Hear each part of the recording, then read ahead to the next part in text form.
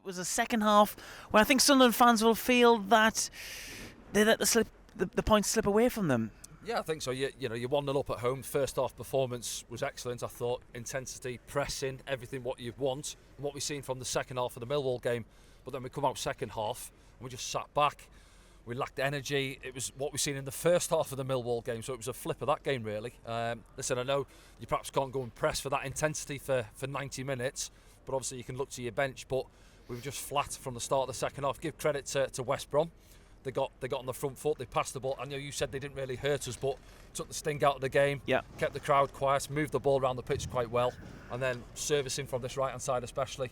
And you could just feel it coming. Feel the goal coming, couldn't you? And then obviously once they got that goal, we made one or two changes, but we couldn't really stem the flow of the tide really. Let's have a look at the action then from the game, and we can discuss it as we watch it. So of course Sunderland going in 1 goal up. And, it was down to that penalty, the first penalty Sunderland have been awarded all season. Ahmad converting it, but some early exchanges here. And just in terms of the general play, as we look back at the game as a whole, Danny, Sunderland weren't able to get many shots on target this evening, were they? That was the disappointment, yeah. You're looking at, obviously Ahmad, you see there, Alex Pritchard early on, there was some good link-up play in those tight areas, tight spaces. It was good in the first half. Lyndon Gooch down this right-hand side. You see here again, this is the one that leads up to the penalty. It's Luke O'Nien who finds himself in there. He plays a lovely little give and go with Ahmad. There's a pen. And Ahmad's quite clever. He just steps across his man there. He looks at him there. You see, have a quick little look, and he knows he's coming back at him with the pace. He doesn't put the brakes on, and he just runs into the back of him, has a little lunge with his left leg, and I think it is a penalty. Yeah, he argued it, but I think everyone else thinks it's a penalty, and not too many of his teammates complained. And he steps up, little shimmy there, stutters on it, waits for the keeper to go the other way, and passes it into that right corner. And you're thinking, now we've played well, we've had good energy about us, confidence in the boys. Can we go on now? Can we kick on from this? And unfortunately, we never.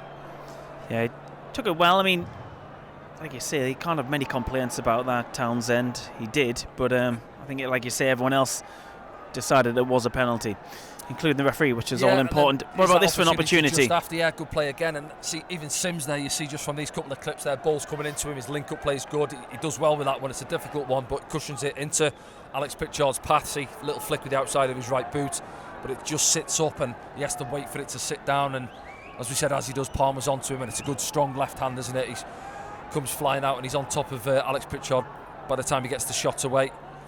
And this was their real threat. We've seen it in the first half, although Anthony Patterson wasn't really worked. We've seen 3 or 4 balls coming in, and I'm seeing the stats, but I reckon he'd be up by 10 crosses, I think, Jed Wallace. But when you look at the stats, and I think there was only one at the start of the second half when he sliced behind the goal. Other than that, every ball he was putting in the middle. I think we said it in commentary, didn't we? We said they're getting plenty of crosses in. Yeah. It was all about when they were going to start converting them, which they did in the second half. Yeah, it was. Yeah, and I was thinking, I'm looking at it, and listen, we've got the view from up there, and I'm thinking, can Adji at least get yourself out there early on? He was tight to Danny Bart. You can see on your picture there. I know it's obviously ball on the other side of the pitch, but just let Danny do his job up against his man, Asante or whatever's in there. But when it's out on this side, you can't give a man 15, 20 yards to take a touch and put a quality ball into the box, because it's going to bite you eventually, and that's what happened. Offside, that one. But yeah, it was just offside, anyway. But you could see it again. Wallace was involved going across the pitch, wasn't he? Here we are in the second half now. Yep. And this one getting fizzed across, and that one, as it's cut back there, it's Phillips, isn't it? Comes off that left-hand side. He never stopped all night, Phillips. No, he didn't. He was quieter in the first half when he couldn't get a lot of the ball down the left-hand side. He was drifting across the pitch to try and get involved. But that one there, you see, he just gets a yard, gets across. I think, is it Luke O'Nien or Danny Bart in the middle? Yes, Luke O'Nien, and it's on Anthony Patterson. I think it hits him more than it's a save. But you could just sense them getting on top, and it was really quiet in the stadium. There's 1 or 2 rumblings. Is that a penalty for you, that one? It's difficult. That angle. Different angles make it look this differently. One, I would say yes. I'd say yes on that one. I think that's outside the box. I think the ref gives a free kick, and he did actually give one later on that far side. And there's another one now, and I think Townsend, isn't it? The ball drops to him. Luke O'Nien actually makes a good challenge on the first one. Recovering back in, just makes a run, doesn't he, in between Luke O'Nien and Lyndon Gooch. And as it drops to Townsend there, takes a touch. Doesn't really catch it as he would have liked, and drags it past the post. And I think that was his last involvement in the game. That's where they made a few changes, didn't they? West Brom. Another one here. Rogic, wasn't it, coming off the bench, left foot. One of the goal scorers. Yeah. Again, Jack Clark coming off the bench, just gets caught, doubled up on there. They nick it off him. takes a touch there, strike away, and I think it just takes a nick off. Yes, Corey Evans, isn't it? Up, and that's just dropping under Anthony Patterson's crossbar. Does well to get up and tip it over the crossbar. And there's us on the counter. This was us really, wasn't it? Because we were that deep and we were trying to get bodies up on the counter attack. See Corberan there trying to get his team back in. And that was Ahmad trying to drive us on in that second half. Comes out to Jack Clark, but credit to them. At the same time on the counter, they did get bodies back well and defended. And we found it difficult in that second half, really difficult to try and break them down. And there's the goal now. Well worked from their point of view. They work it again from right to left. But like you say, it was coming, wasn't it? All second half, that goal. Yeah, just gets a yard, doesn't it? Wallace just fizzes it across. We get a block on the first one, but he sets it back. And what a finish it is, by the way. You give him credit. Yeah. Nice and calm. Just comes, doesn't panic, doesn't thrash at it. Just passes it outside of his left boot. And lovely finish. Just bends it round. Did it take a deflection?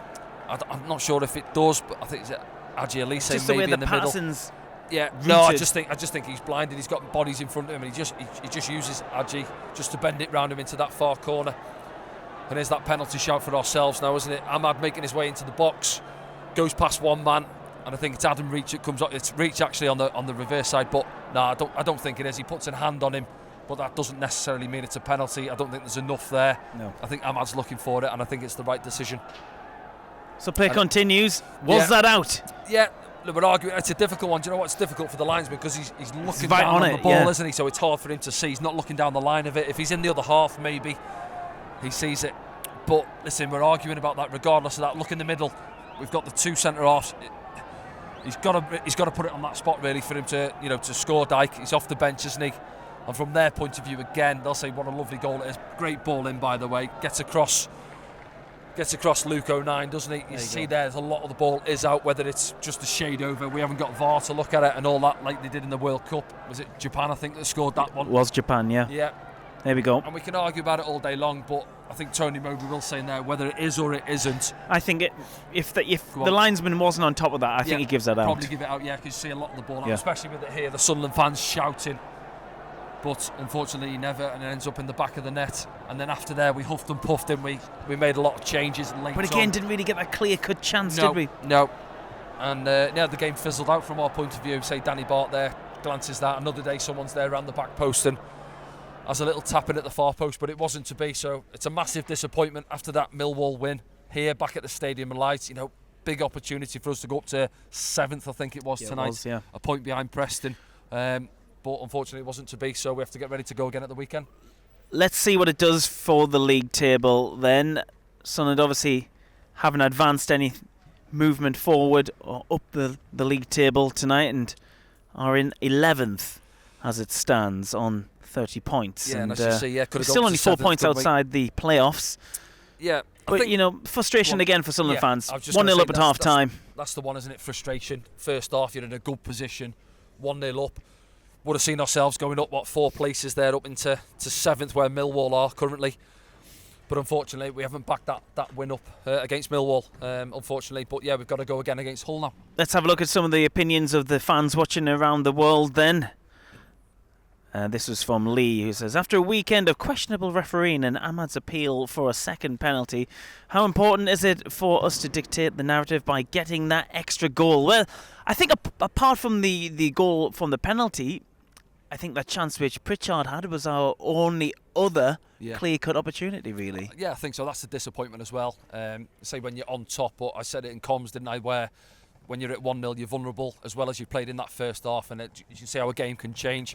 Come out second half, didn't get out the changing rooms for 5-10 minutes. You could sense it in the stadium, and they camped in our half, and we struggled to get out. We couldn't get balls up to Sims. He couldn't get hold of it. They regained possession, and they kept coming at us. And I know, you said that they weren't really peppering our goal, but they wore us down. They knocked it around quite well, and they were waiting for those openings, and when they got them, they capitalised on it. He's on about referee decisions there. I think if we're looking at that, the first one is a penalty on Ahmad. I don't think the second one is. There's not enough contact on it. Their one, Lyndon Gooch, maybe into the back of the lad. If it was given, could we have argued it? I'm not too sure. But other than that, was there too many bad decisions from the referee? I'm not too sure this evening. No. We're not going to get onto the World Cup referees because there's been some shockers in recent games, isn't there? Maybe we'll cover that on a podcast or something. And speaking of podcasts as well, this evening a very special podcast has been released with myself and Rob Mason, the club historian, and Nicky Alt, who is the person behind The Sunderland Story, a musical / play which will be performed at the Sunderland Empire in May. So go to safc.com for full details of that. Well then, Danny, this is the last home game before Christmas. Of course, we'll be back here on Boxing Day. In the meantime, though, Sunderland face Hull in their next fixture next weekend. Yeah, I think Hull down the bottom end of the table, aren't they? But you can't look at that. We've seen what's happened this evening.